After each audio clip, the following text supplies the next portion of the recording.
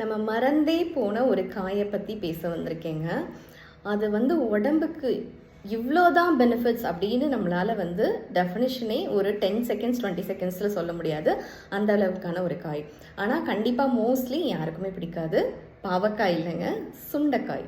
So அந்த சுண்டைக்காய் பார்த்திங்க அப்படின்னா உடம்பில் இருக்கிற டாக்ஸின்ஸ் எல்லாத்தையுமே வெளியே கொண்டு உங்களுக்கு உடம்பையே ஆரோக்கியமாக மாற்றுறதுல மேஜரான பங்கு அதுக்கு இருக்குது.